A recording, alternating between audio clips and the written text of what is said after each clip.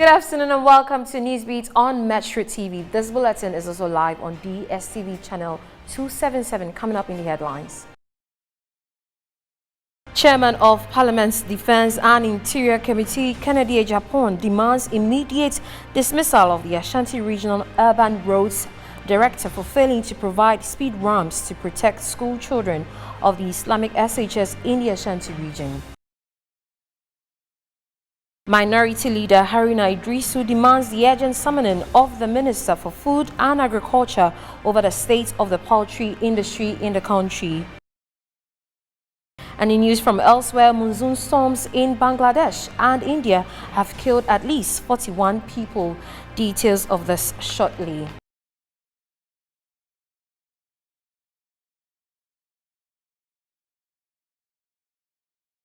Welcome now. This bulletin is also live on Metro TV channel, on Facebook and also on Twitter, Metropolitan Television. Now to our first story, the Chairman of Parliament's Defense and Interior Committee, Kennedy Ejapon, is calling for the immediate dismissal of the Ashanti Regional Urban Roads Director for failing to provide speed ramps to protect school children of the Islamic SHS in the Ashanti region. Now the committee, which is on a fact-finding mission following the recent outcome of a demonstration, expressed concern over the actions of police officers who were deployed to maintain order in the school.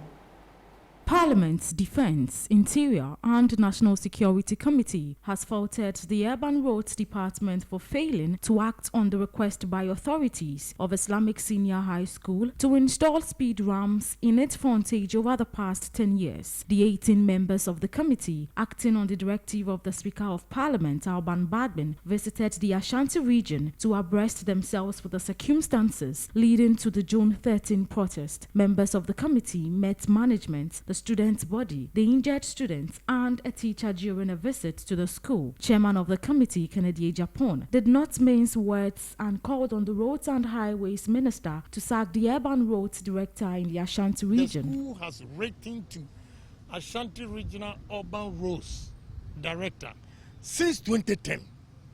The last one was September 2021, and nothing has been done. People are dying.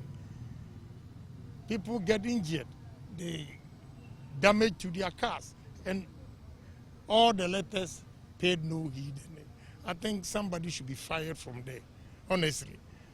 If I'm a minister today, I'll fire the Urban Roads Director. And I can show you, where is my clerk? Can you get those letters, let them read, so that they don't go and say that the committee has come to make a judgment or pronouncement against it. But we are human beings and we are members of Parliament. We all have rights to speak to issues that we think are not good for our society. So, and you see, if they had complied or even paid attention to what the headmaster, the letters that is written so far, this thing wouldn't have happened. Ranking member of the committee also spoke to the media. At the end of the day, whoever is found culpable is going to be dealt with in accordance with law. Mine, I am the ranking member, is to express my profound sympathies for the student body, the staff, because of what you went through. But before I conclude, I would like to admonish you. I can see you smartly dressed in your hijab. You look beautiful.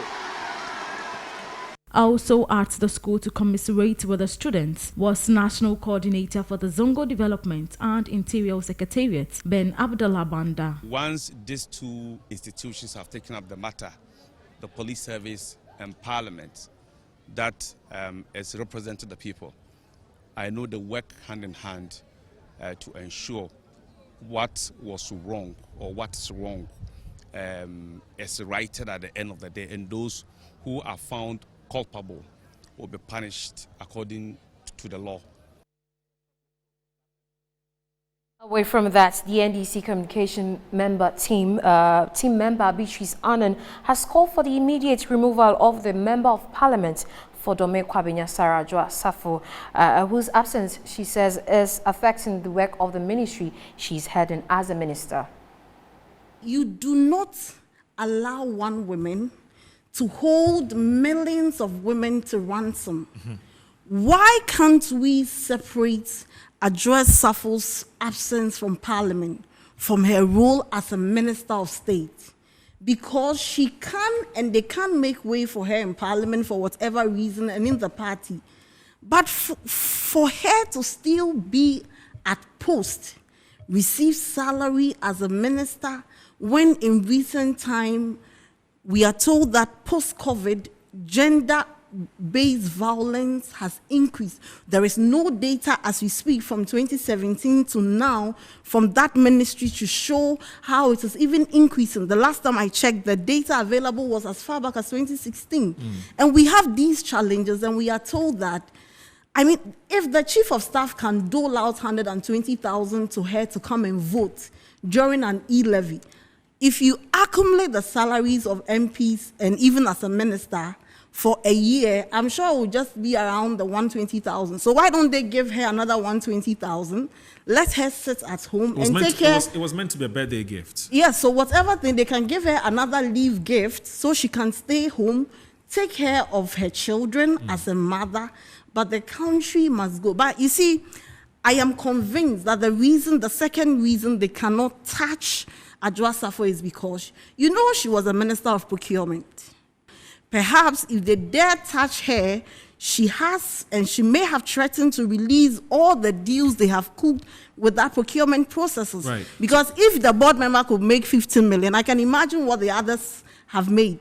I think the entire country would rally their support behind the health condition of the son, which I'm sure for very good reasons might not be good to bring it into the public domain. But our prayers should continually be with her, because if you're a mother and you have a child who is going through a very difficult health challenge, I mean, I think that one of the major things you would want to do is to really keep focus on that. And the political side is where the constituents are excited to support her, like you heard from the polls and even from our own internal polls, that the constituents are very confident that should Adwoa Sappho finish with taking care of the son, and the son is in a healthy state. Well, I just think that maybe we only pick the minutest part of her happiness and then elevate it and amplify it to be like she's in a very serene environment and she's happy and she's twatting her back to government. I mean, I think that for me, I would sympathize very much with her. I would hold brief for the constituents and tell them to continually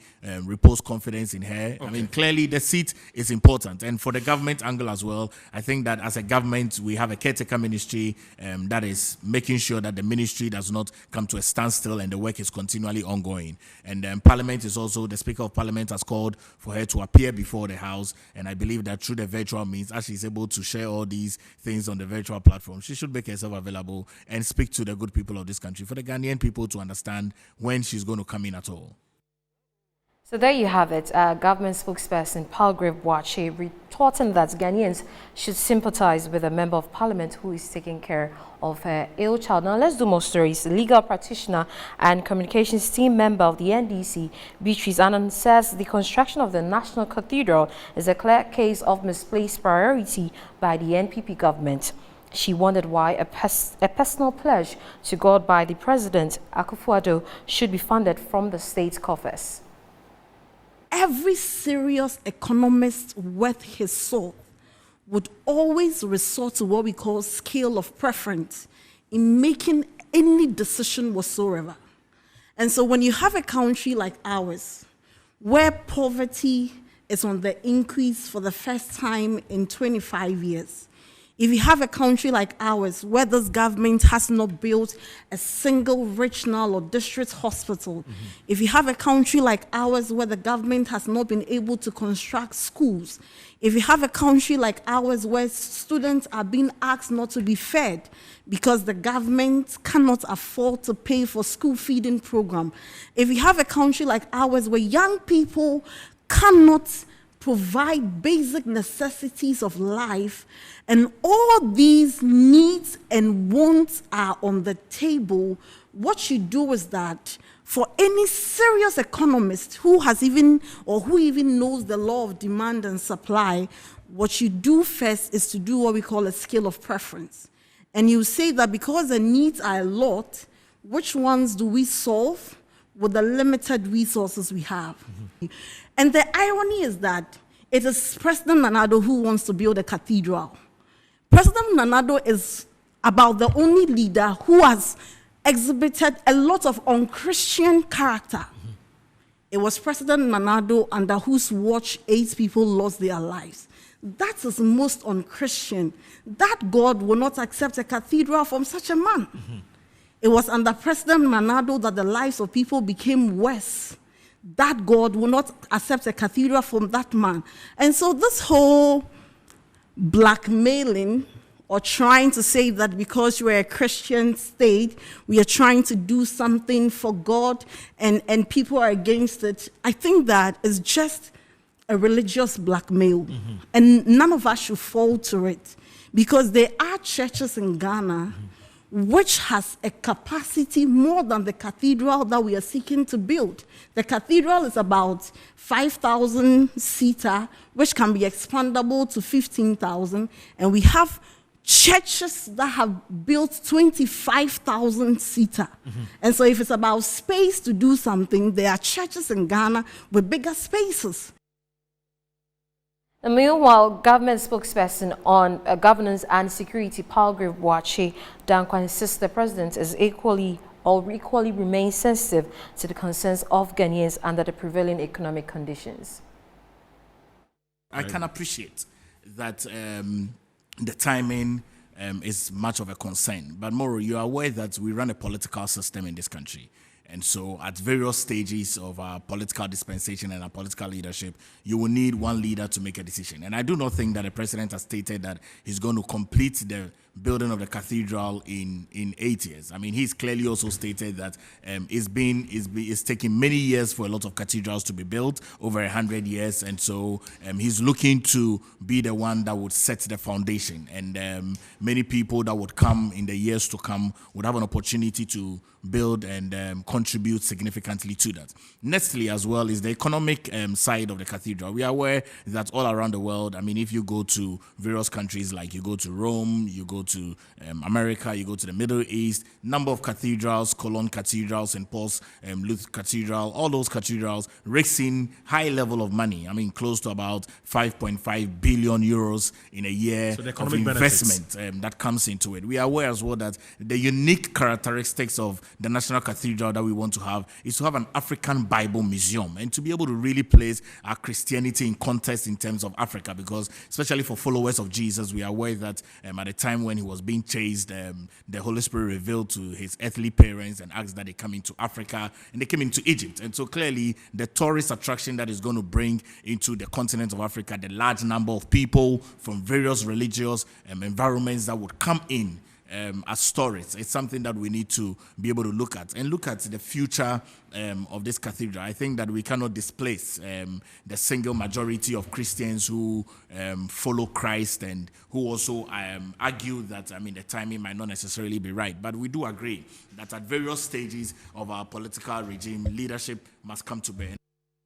Moving on, the Minority Caucus in Parliament has expressed worry over the Electoral Commission's move to replace the voters' identification card with the Ghana card in the upcoming 2024 elections. And the MPs argue many Ghanaians will be disenfranchised as some Ghanaians are yet to acquire the Ghana card. They are urging the National Identification Authority to do the needful. The matter of the National ID card and even the contemplation of the Electoral Commission of Ghana to use it as basis for registration or for the conduct of the 2024 elections makes it a democratic imperative that every deserving Ghanaian has the national ID card. Any failure on their part will throw our democracy in jeopardy. And therefore, the matter he has raised in many areas. In fact, Mr. Speaker, normally I drive out of my house through the Tamale Regional Office, popularly known as the Regional Coordinating Councils. And on a daily basis, as I leave town in the morning, I see queues of old men and women and young people just at the gate of the regional administration. When you ask, they say they are here to apply for national ID card. That public good must be made increasingly and easily available to the Ghanaian.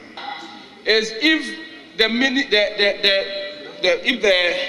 business committee can schedule a briefing, a joint briefing of the ministers of Interior, Communication and Finance for this house on a critical issue involving the Ghana card. The Ministry of Communication has issued a deadline of 31st of this month, that 1st of July, they are going to deactivate SIM cards. The Bank of Ghana says that your money that is in your own account that you paid in from the 1st of July, you cannot access it without a Ghana card. And they are all taking reference to a legislative instrument from this house, LI 2111. Even the Electoral Commission is preparing to bring us a CI that is to create a new voters register using a Ghana card. But majority of our constituents today, some of them have registered since 2018. The National Identity Authority is unable to provide them their Ghana cards. Away from that, North Tongue MP Samuel Okudzeto Ablakwa is demanding that the Parliament's Business Committee includes his questions field on the National Cathedral to questions expected to be answered by the Finance Minister next week. Now, the MP argues that it may take a while before Ken Ofori-Attah reappears before the House for questioning, hence the need for the Minister to be quizzed some more next week, Wednesday. The Minister of Finance, Ken Ofori-Attah, has been programmed to attend upon Parliament on June 22, 2022 to brief the House on government's COVID-19 expenditure after failing to appear before the House due to circumstances beyond his control. Ken Ofori-Attah is expected to answer some 16 questions by some members of Parliament. This will be the first time in 8 months the minister will be appearing before the House to answer questions by the MPs. And per the standing orders of Parliament, he has just 1 hour to answer these questions. But some MPs on the minority side have since raised concerns that their questions have been omitted from the list of 16. MP for North Tongue, Samuel Okudzeto Ablakwa, is one of them. He is demanding that Parliament's Business Committee includes his questions on the funding of the National Cathedral.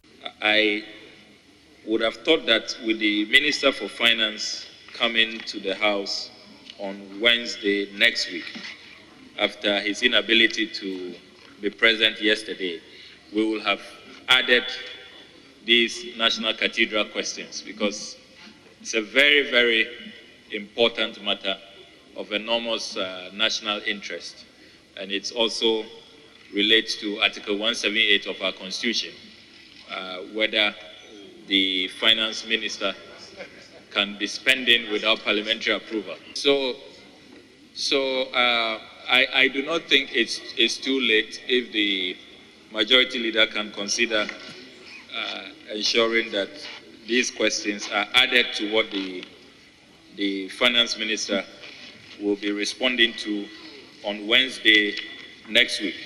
Leader of Government Business in the House, Osei Mensa Bonsu, in a response, said his committee will work around the clock so his questions are admitted. As regard the fact that you've submitted questions and they got into the Speaker, as you have diligently traced and tracked that they got into the Speaker on the 3rd of June, I thought you were going to tell me that the Speaker has admitted the questions. If the Speaker has not admitted the questions, they will not come to the Business Committee for programming. So you have some further work to do, tracing and tracking. So, but I think it's important that you have undertaken to do this. We will liaise with the table office to see the status of those questions, and then what must be done, sequel to the Speaker admitting or not admitting the questions. The Finance Minister will also brief the House as part of questions posed by the MPs on the state of Ghana's ailing economy. Away from that, the Minority Leader Haruna Iddrisu is demanding the urgent summoning of the Minister of Food and Agriculture, Dr. Otumfuo Akoto, to brief the House on the state of the Ghana's farming poultry industry. According to the Tamale South MP, poultry farming in the country is on the verge of collapse due to lack of government support and importation of poultry products. He's therefore urging the minister to find urgent solutions to revamp the dying industry. There is a simmering problem with the poultry industry in Ghana. Poultry farmers have difficulty accessing what they call poultry feed. I understand that a number of poultry-related businesses are closing up for some difficulties with the business of poultry. Mr. Speaker, we are already an unacceptable net importer of poultry when we have capacity and capability to be able to produce the poultry that we need. It is my recommendation that the Minister for Agriculture will have to come and brief this House on the state of the poultry industry in Ghana, the challenges and what we can do to assist, because, Mr. Speaker, it remains a major source of employment apart from satisfying the protein needs of Ghanaians. Now, traders in the Techiman maize markets in the Bono East region have been mourned at the low patronage of the maize products in the markets. They are therefore calling on government to reduce the cost of inputs for farmers so they can in turn reduce the prices of maize. Farmers all over the country in recent years have complained about the cost of inputs for their farming activities. This has gravely affected the cost of food production on the markets. Traders in the Techiman maize market say their businesses are collapsing as a result of low patronage of their produce. They say the abroad scanning system. Abroad boy, the abroad ya hopa. Nani boy na dene.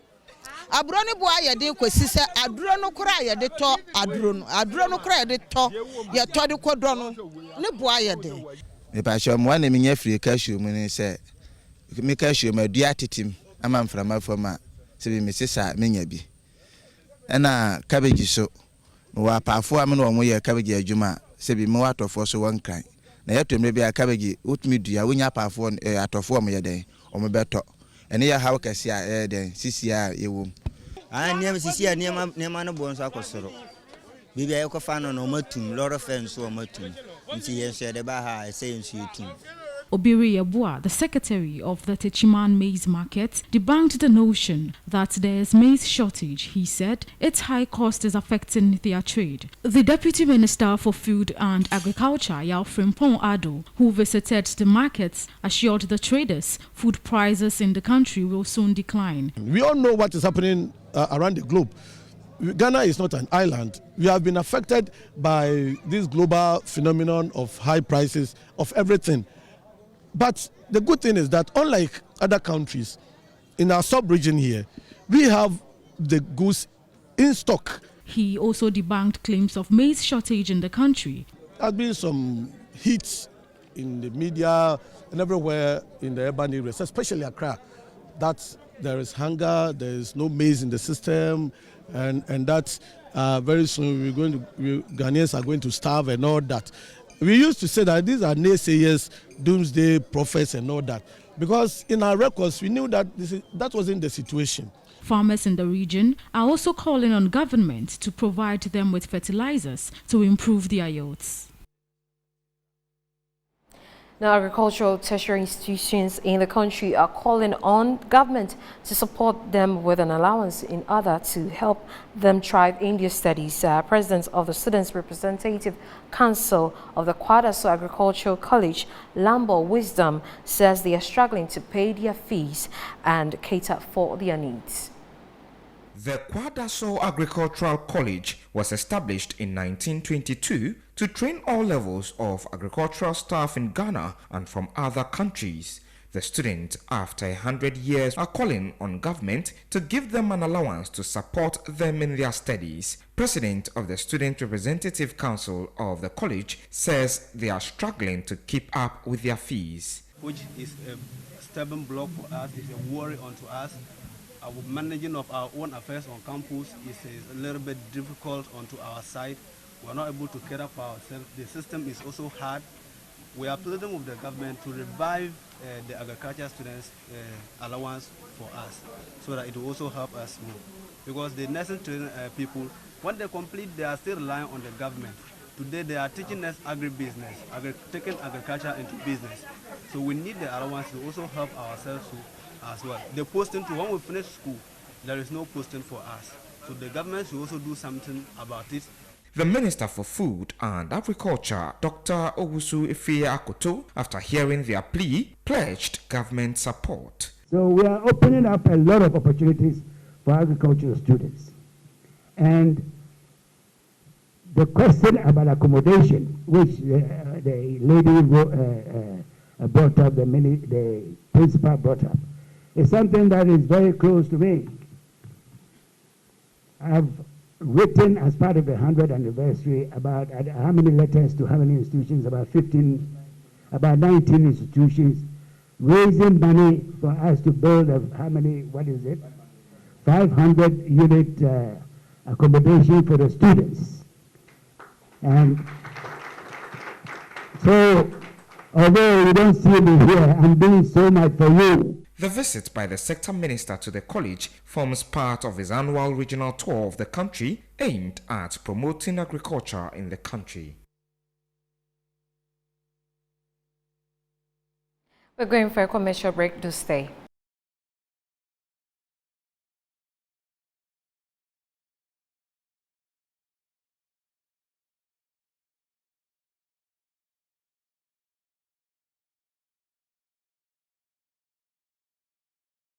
Welcome back from that commercial break. Now let's do more stories. The Ghana Army has commenced the Operation Buffalo exercise. The exercise, according to the outfit, is to save lives and property in flood-prone areas. The Ghana Army added that the Operation Buffalo is a search and rescue operation to assist civil authorities, including NADMO, during heavy downpours. In line with the operation, the 48th Engineer Regiment of the Ghana Army recently set out to various flood-prone communities in the city to rescue people, especially women and children, including the elderly, who may have been in danger as a result of the floods. Areas of the operation included Osu, Accra Central, Kaneshi, Nungwa Barrier, Circle, Odoko, among other areas. The Ghana Army wishes to assure the general public of its commitment to safeguarding lives and property.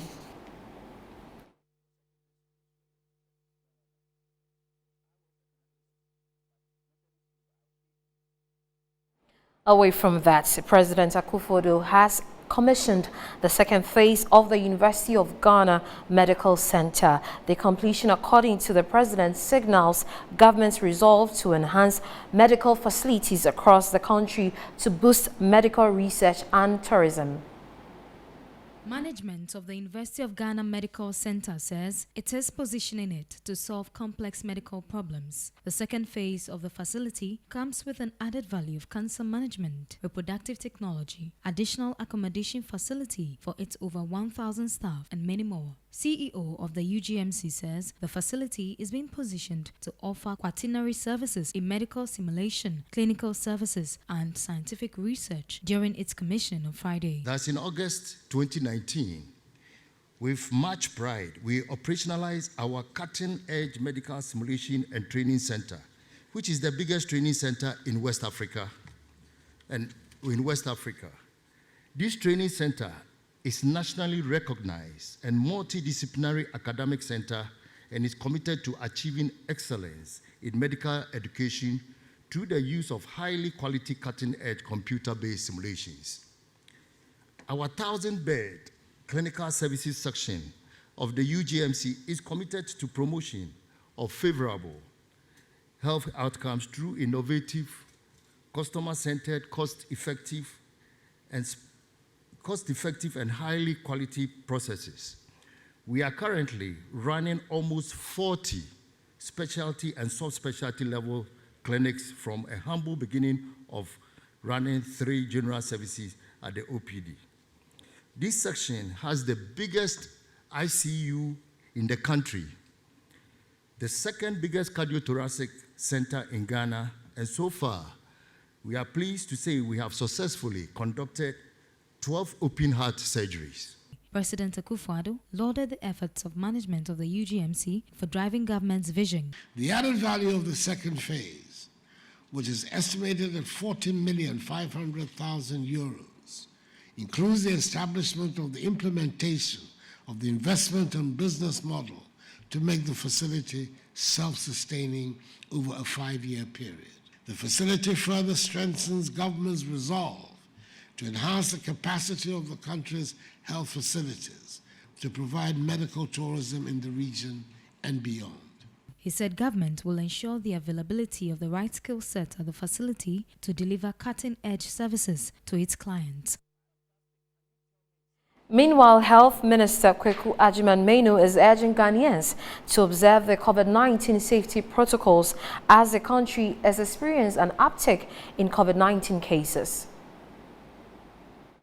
It has made significant strides in providing 10,000 hospital beds, employed over 90,000 health professionals to provide the needed services in the country's health institutions.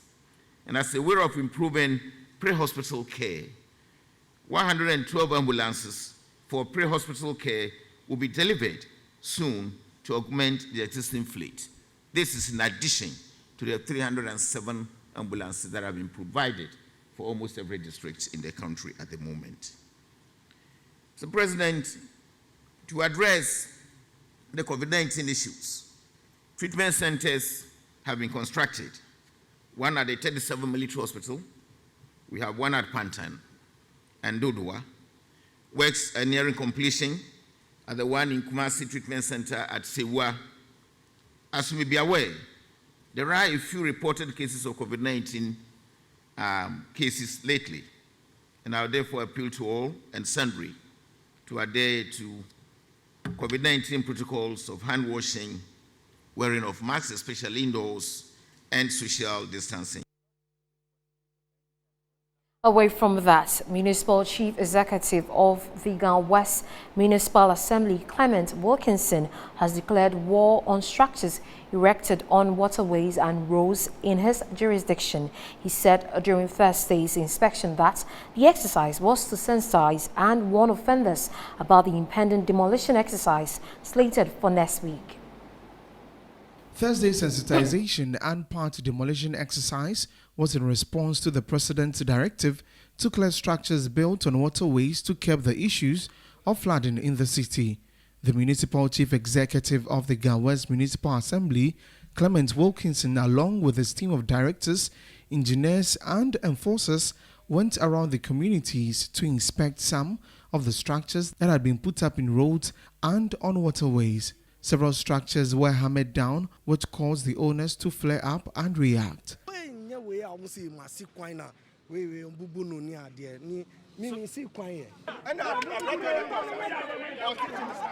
The chiefs and leaders responsible for the lands with the defaulting structures also shared their opinions, some claiming they did not give the permission for the structures to be put up. We talk to them still, but if you come here, the boys shall arrest you. If I say out there, they'll just attack you. So that's why we can't near here. The MCE, Clement Williamson, explained that full demolition work will begin next week. We are not trying to hunt them or something, but it's just information we are giving them. Some places will get there because we have already warned them. Then we take action. But where we haven't warned them, we try to give you the information. We tell you don't do that. Next time when we come, then we'll do the demolition. Metro TV will keep a keen eye on this development within the Ghana West Assembly and keep viewers updated. Away from that, a book professing recommendations and techniques to aid communities in rapidly eradicating environmental problems was launched in Accra. The book, titled Community Transformation Through Environmental Care Campaign, was authored by Apostle Samuel Okudzeto and is expected to bring transformation change in the space of environmental sanitation. The 137-page book emphasizes the need for creative ideas to help bridge the gap between authorities and the people they lead in order to deal with sanitation challenges in the country. Vice Chancellor of the Pentecost University, Apostle Professor Samuel Okudzeto, described the book as timely. We started this project 3 days ago after reading the book, and the good news is that yesterday's rain was no longer a threat to the university. Our drains were ready for it. This is what I mean by we can all achieve it if we take our time to study the recommendations our dear Apostle has provided. I am convinced that Apostle Davidson has provided to the Ghanaian community and the world a toolbox for the rapid eradication of our environmental problems. Commending the author, the mayor of Accra, Elizabeth Saki, emphasized the need for attitudinal change, particularly towards the environment. In all humility, I want to plead that we all together, as has been said, a collective action, collective attitude will bring and lift our nation on high, lift up the banner of Ghana. Emma Apia Osei Diao is the Director of Corporate Affairs for Zoomlion Ghana Limited. He's riding on the fact that environmental management is a shared responsibility, and that is true. So involving the chiefs, involving the custodians of the land helps for everybody to be a party to the environmental management, and that makes our environments clean. In fact, to manage your environment is your personal responsibility, is my personal responsibility, which when we seek to do, we draw God's blessings to us. On his part, the author of the book, Apostle Samuel Okudzeto Davidson, said the recommendations made will greatly help in dealing with the sanitation menace. Also in the book, we recommended that waste is wealth. People don't know. And so in the book, you realize that the plastics, the waste that we carry along, which we don't respect, should be well kept in a bin so that it can be well disposed of. And then also, those who would want to recycle the products could even come to you when you have segregated the waste very well. They could come to you and then buy it from you so that they can go and then reprocess it. So we've recommended that waste is wealth. Some of the highlights of the book include seeking to get leaders of churches, imams, local government authorities, students, traders, among others, to influence the citizenry to own the environmental care campaign. That's what's Paris without its famous Eiffel Tower? Unimaginable, right? The 330-meter monument sits graciously in the heart of the city, overlooking the Seine River, welcoming millions of visitors across the world annually. My colleague Eugenia Akumi experienced the beauty of the tower and reports. The Eiffel Tower in all its glory, what began as a dream to trump all other competitors in an exhibition in 1889, now becomes one of the world's most iconic monuments. It is now over 100 years old and still attracts millions of visitors from across the world. The tower has 3 levels for visitors, with restaurants on the first and second levels. Visitors could access the floors of the monument by taking the lifts, which offer them an opportunity to embrace the whole of Paris. At night, it sparks gold. The lighting is triggered automatically by nightfall sensors. Just behind me is the iconic Eiffel Tower. The clock just struck 12, and this is what happens. Already, hundreds of tourists are trooping in to catch a glimpse of this beautiful piece of art. But I really love coming to the Eiffel Tower. It's been my favorite thing to come both times. I really like the lights and the community that it built and the green lawn. And yeah, I'm just a big fan of the Eiffel Tower. Tower itself, it's just how all this was made way back in the day. Just the history behind it, how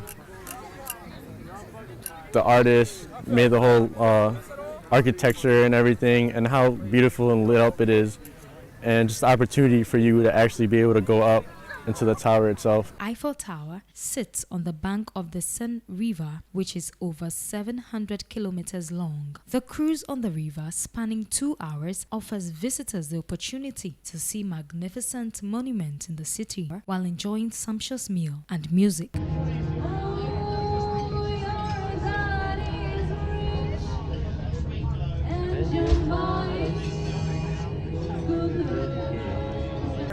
Some beautiful views, some absolutely breathtaking views going down here. So we're very happy. The first time for us on the boat, Sustainable is absolutely gorgeous view, and our favorite, of course, the Eiffel Tower. You know, the Eiffel Tower is like a light show every hour in the night after 10 o'clock. We saw 3 times last night, which is 10, 11, and midnight.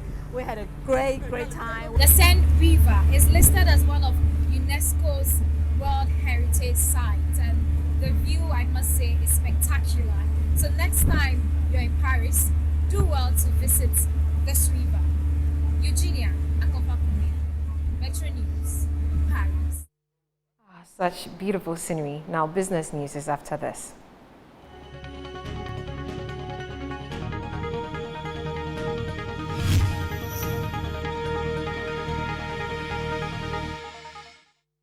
Surfline Ghana has launched a Surfline Internet and Business Solutions, which aims at promoting businesses' continuity by building resilience against cyber threats and digital vulnerabilities. The newly launched business solution will provide digital protection and disaster recovery solutions for businesses.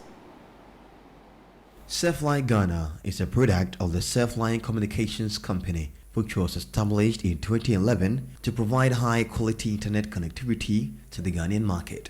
The Surfline Internet and Business Solutions SIBS is a comprehensive internet solutions that provides multi-location replication, which saves business digital data in several locations for future use. Highlighting the benefits of the Surfline Internet and Business Solutions platform, cybersecurity analyst Elliot Hoya noted that the platform is a cloud infrastructure which is accessible anytime. It's a cloud-based solution, so we don't need to have any infrastructure installed. We don't need to have people trained to be able to manage from a particular point of view at whatever point in time. No, it's a cloud infrastructure which addresses the next digital risk protection. Commercial Director at Surfline Communications Ghana, Isaac Ama, noted that Surfline wants to offer internet solutions that will help business fight cybersecurity issues. I think it wise that we should focus on the high-value segment, businesses, large corporates, SMEs, and more importantly, having operated as a pure data connectivity company, we have transitioned into a place where we're now offering solutions to businesses. We are going beyond the data that we offer to offering packages that help businesses to protect themselves, help them to insulate themselves for all the cyber attacks and all the security issues around, and let them focus on delivering their core value as far as their profitabilities are concerned. The Enterprise Business Manager, Martins Akinola, stated that Surfline Internet and Business Solutions, SIBS, is cost-effective and it will aid business run smoothly. We are here to make your businesses run better. We're here to provide solutions that suit your need.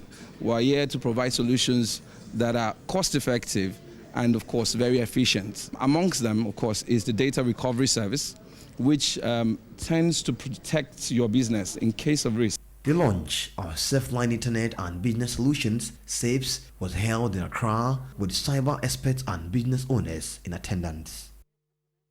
Away from that, now an industrial park is a portion of a city that is zoned for industrial use rather than residential or commercial needs. According to the Deputy Minister of Trade and Industry, Herbert Krapa, the government's vision is to build an industrial park in each region. The infrastructure that you are talking about first is in the area of industrial parks and special economic zones, and that's the model that we are building, and we have a one region, one park model where we are currently building parks, acquired the lands and putting in place the investment to be able to build industrial parks in each region where you have the dedicated infrastructure, electricity, roads, water, and water view.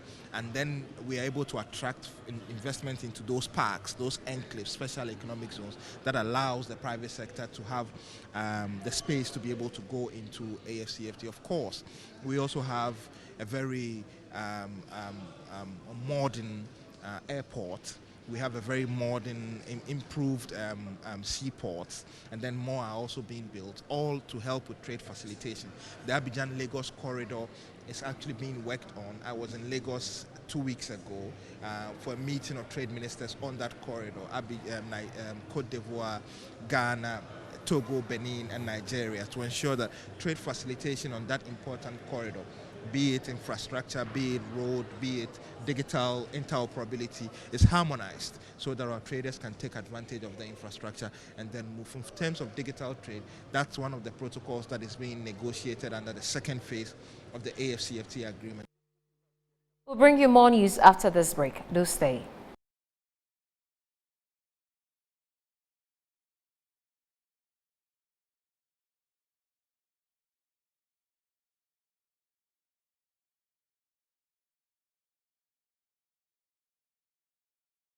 Welcome back from that commercial break. Now let's do entertainment.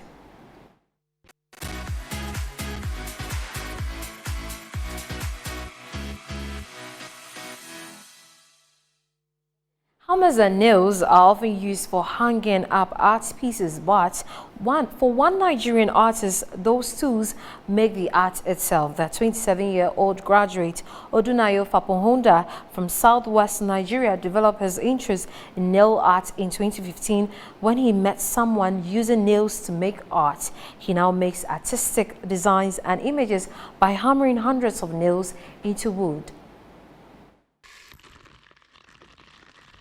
Today, he is completing a portrait of Ayodeji Makun, a Nigerian comedian and actor, a piece that used up 55,000 pieces of nails. Using a pointillist method, he starts by using a pencil to trace out his subject dot by dot on a board, then begins to hammer in the nails until the image begins to form. When done, he sprays in a chemical to avoid the nails from rusting. A portrait can cost from $700 and upwards, and depending on the size of the project, can take up to 3 months to complete. Sometimes it is not without some challenges, as a single mistake may mean starting all over and destroying the board already used. I saw somebody back then in 2015 using nail to make art.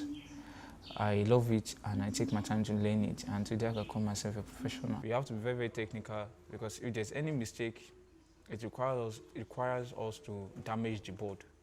And it won't be nice enough. It will be like a waste of money and waste of time. Fapohonda has gained fans along the way, many of whom are intrigued by his method to make artworks. Looking at it far away, I was wondering what it was made of. But by the time I get closer, I could see that there are some, nails coming together and forming, pictures of a whole human being, and I looked at it as, wow, this is wonderful. Fapohonda hopes to inspire younger artists to experiment more and think outside the box when making art. When people get to see my work, they feel wowed. Like, this is different, this is unique, they actually can't really believe something of such exists. Because barely looking at it on phone, they used to see it like pencil work. This part,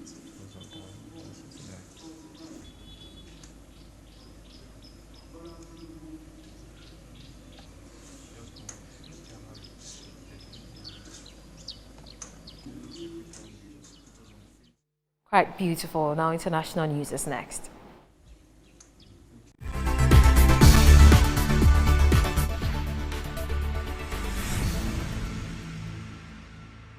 Monsoon storms in Bangladesh and India have killed at least 41 people and unleashed devastating floods that left millions of people and others stranded, officials said on Saturday. Floods are a regular menace to millions of people in low-lying Bangladesh, but experts say climate change is increasing their frequency, ferocity and unpredictability.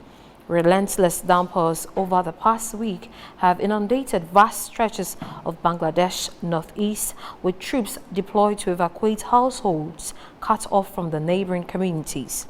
Schools have been turned into relief shelters to house entire villages inundated in a matter of hours by rivers that suddenly burst their banks. Lightning triggered by the storms have killed at least 21 people around the South Asian nation since Friday afternoon.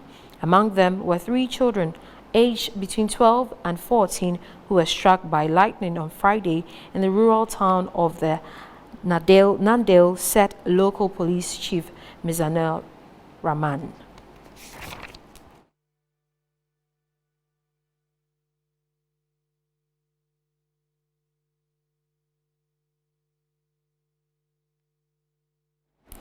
Before we wrap up with the news, let's take a look at our headlines.